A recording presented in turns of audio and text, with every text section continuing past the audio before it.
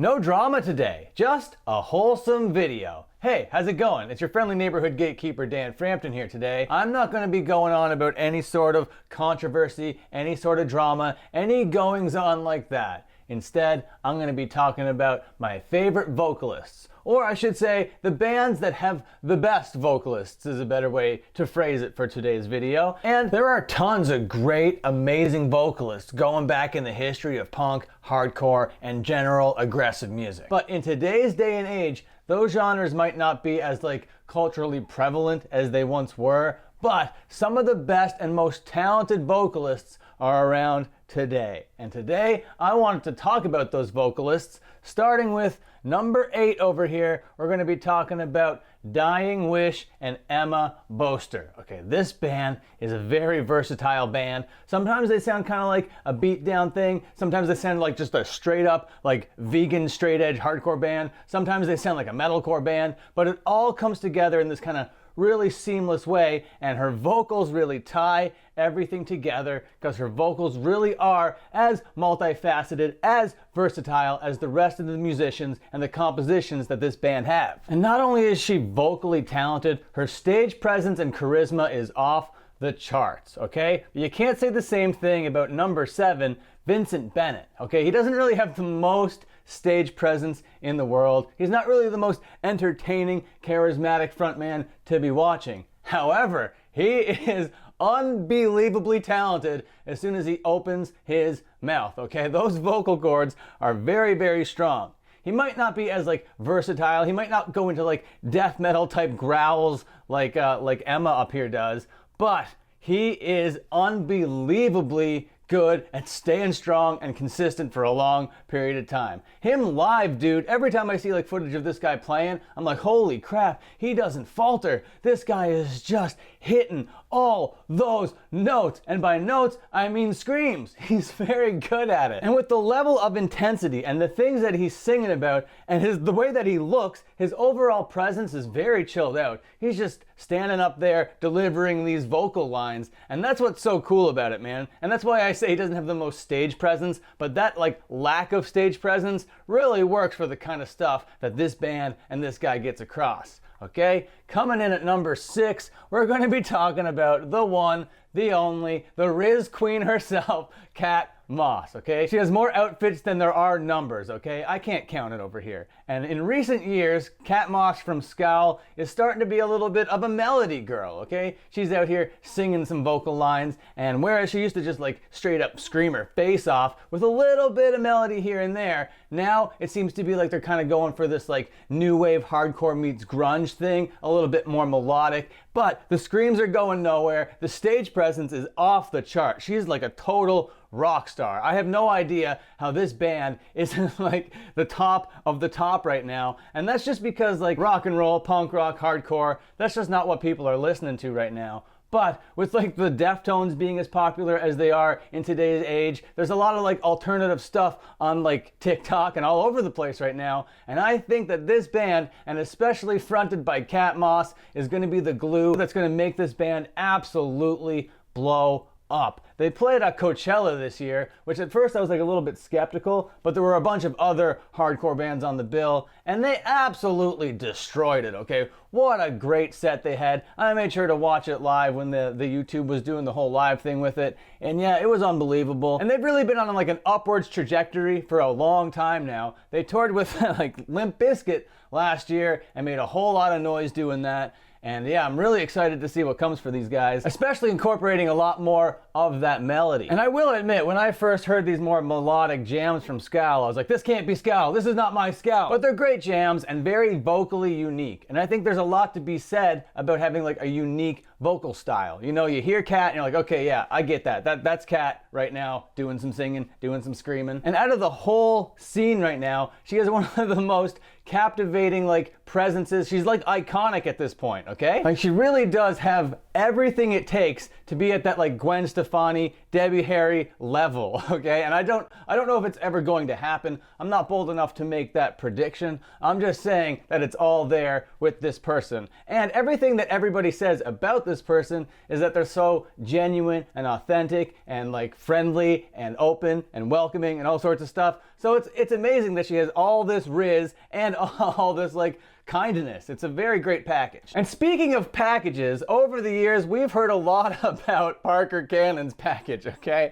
But we're not here to talk about Parker Cannon's package. The story so far is the band that he kind of broke through with, kind of the biggest pop punk band from that sad boy era, but it's No Pressure, his pop punk band in today's age that is unbelievable, okay? These guys take a lot of inspiration from the early Blink-182 days. They incorporate a lot more melodic hardcore to it. It's just wonderful. And then when his vocals hit in, it's just like a perfect mixture of all these things. If he wasn't already Parker Cannon, I'd be like, look at this guy. He's an up and coming star, this guy. But we're all familiar with Parker Cannon around the scene, okay? He's a little bit controversial. He's done some things that are very, very questionable, but he's very versatile with his vocal cords. And not only that, he really does seem to have like a passion and a love for the culture and punk rock. He's out there slamming to bands, you know? He's out there slamming during his set. He's putting his life on the line every time he gets out there with the microphone. You gotta respect Parker Cannon for at least that, okay? And coming in at number 4 here, I want to talk about Ryan Savitsky from One Step Closer. Now, there's been an image recently going around on the old Instagram. I don't want to pull it up because it's gonna soil the whole video here,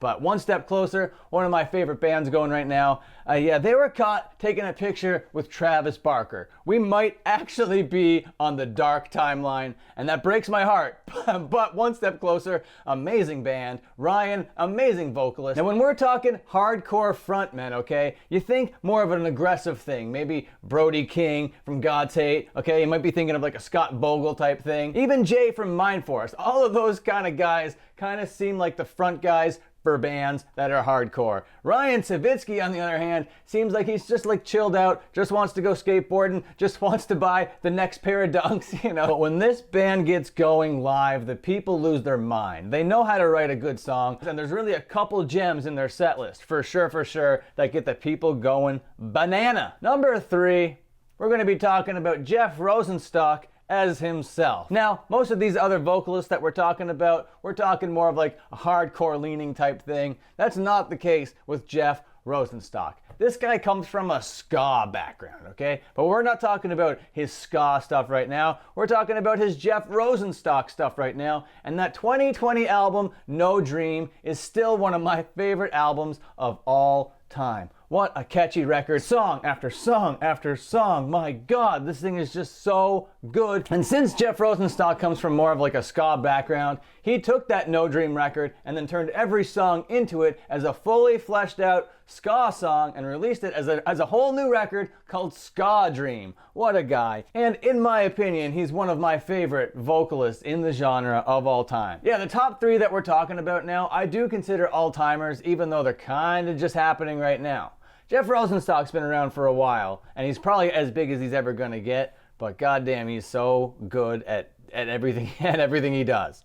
Next band we want to talk about is obviously Soul Glow and their frontman, Pierce Jordan. This guy is crazy. I can't believe what this guy can do with his voice. He can just like say so many words in such a small amount of time. He'll find a way to crank in all those words. He'll smush them, he'll cram them, he'll do whatever he can to say everything that he wants to say. He will get his message across. This guy can scream. This guy can rap. This guy can just like sing and put it all together. He is an amazing, charismatic frontman, and he just holds this whole band together with charisma, vibes, and talent. This guy is crazy. He's a beast. He's an absolute unit. And we're talking some of the best vocal delivery, some of the most unique vocal delivery that I have ever heard, okay? And I listen to a lot of goddamn music, okay? And this guy is one of the best. But if we're talking about best, live is one thing, and on the record is another thing. And no one's voice cuts through a mix as hard as the next entry. As number 1, this voice cuts through any mix and just makes your face bleed. Okay, no more delay. We're talking about Jess Nix of the band World of Pleasure. Now this band just started in 2020 and already just like cranking out the craziest stuff I have ever heard. Their debut EP, like the self-titled one, and then they put out another one called World of Pleasure and Friends. And if you like a vocalist that says the name of the band a lot, this person does it, okay? World of Pleasure! It's unbelievably cool, and I cannot get enough of it. Literally, I cannot get enough of it. And the third EP that this band was associated with is a split with Weapon X. Now, Weapon X is a crazy straight edge band. World of Pleasure is a crazy straight edge band. And when you put these two bands together, oh my God, they put out the release of the year, in my opinion. Now, earlier on, I said there wasn't any great albums of the year, but that's not the case with EPs. This EP that they put out with Weapon X, called Weapon of Pleasure, is unbelievably great. And of course, this is all subjective, all just my opinion. There's no like barometer for best vocalist. These are the vocalists that just like make huge impacts on me every time that I engage with their stuff. Now, if this was going to be a top 20, there would be a lot more names on it, but I really wanted to narrow it down and be a little bit more succinct with it. And if you haven't heard any of these acts yet, please go out, do yourself a favor. World of Pleasure, Soul Glow, Jeff friggin' Rosenstock, One Step Closer, No Pressure, Scowl, Acacia Strain, and Dying Wish. You're gonna be glad you did. And I'm glad that you watched this video. Please like, comment, and subscribe. Leave a couple pancake emojis down there in the comment section. Ring the bell if you're cool as hell, and until my next upload, you can watch another upload.